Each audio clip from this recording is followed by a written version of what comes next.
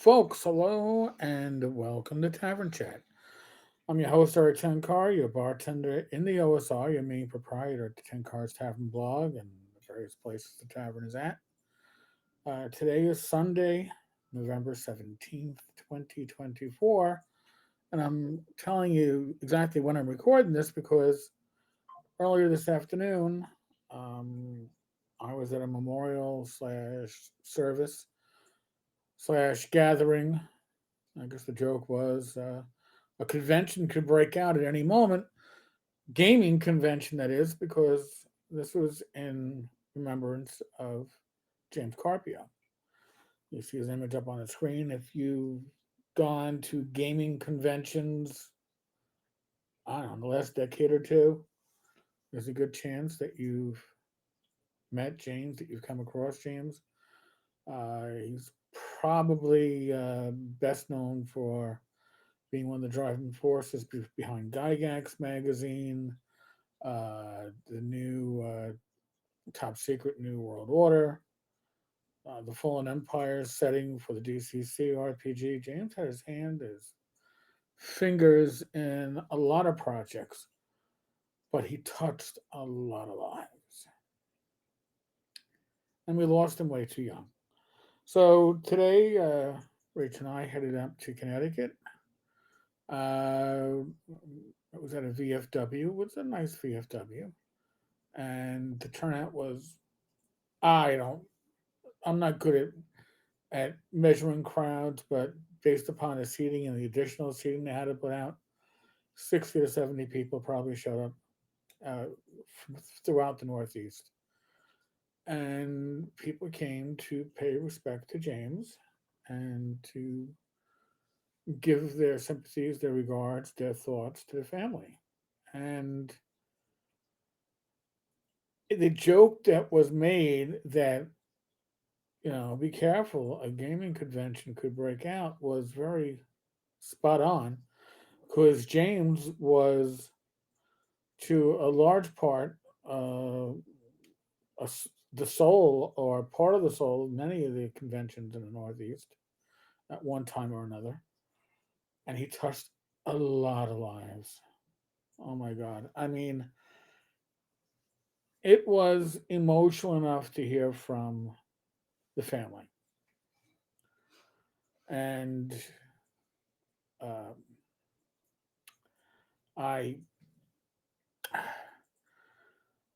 I'm not ashamed of the fact that I had tears streaming in my eyes because this is a man who, not just through gaining, but just being a good man, regardless of where you might personally stand on any particular issue, he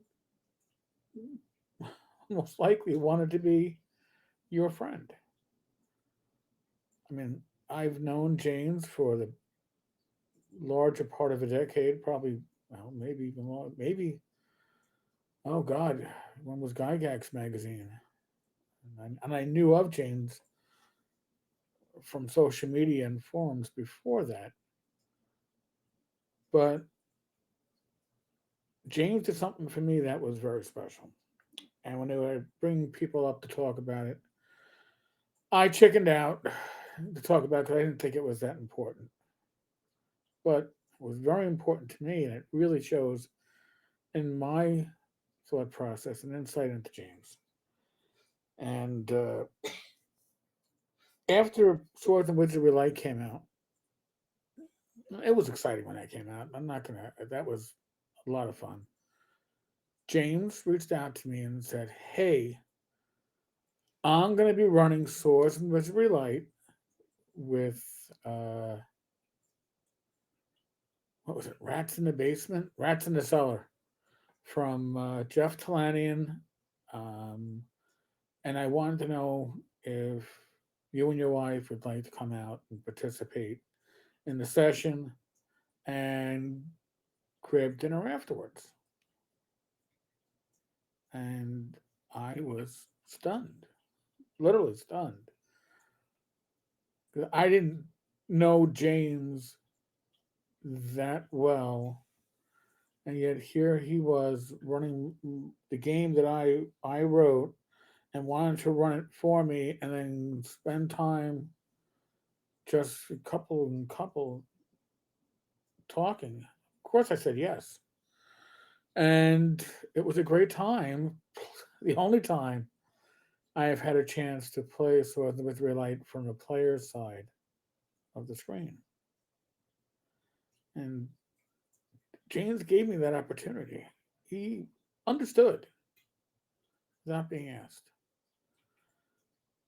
Just recently, just in September, when uh, StreamYard uh, informed us all of their increase in their subscription, I was looking to find another service. And although I've settled on Restream, uh, Streamlabs was certainly a contender. And actually, I do have a subscription to that too.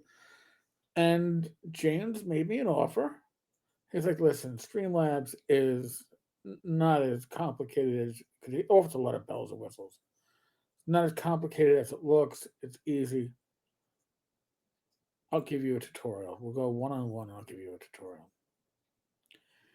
And he offered that before ShireCon, and I was going to put it off until after ShireCon.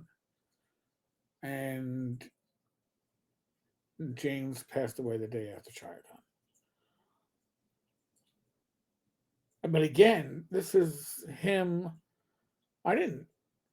I had just mentioned it and said, "Hey, look, on one of my videos, it looks a little complicated."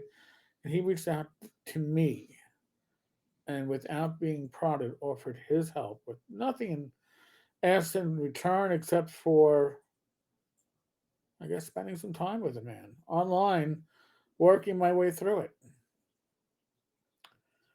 At ShireCon, I saw him, and he was always talking with somebody. He, and it wasn't like he was holding court. It's just that everybody wanted to talk to James, and I saw James. Time I saw James, I thought I was running off to a bathroom break or something of the sort, or grabbing food. He was always with one, two, three other people, engaged in a lively conversation. And I was like, you know what? I'll catch James at Tolocon. We got more time. It's not just a day and a half. It's a 3.5, 4 day con. We'll have the time, and yeah, that time never came. So my heartfelt sympathies to James's family, his friends, his community. He touched so many lives, and I'm sure he touched way more lives than even he knows or know, more than we will ever know. If you're gonna live a good life, live a life like James. The stories that people told about James, it shows you that he was a very special man, and not just to his family, and not just for his close friends. He was very special for the gaming community, and it's a loss for all of us. So, on that note, folks, not much more I can say. It was good to see people today. I just wish it was under much happier circumstances. So,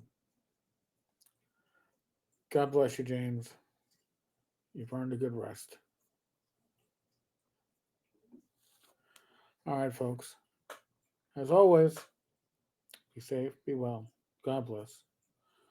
Roll the dice, roll them well. I'll be back with another tomorrow.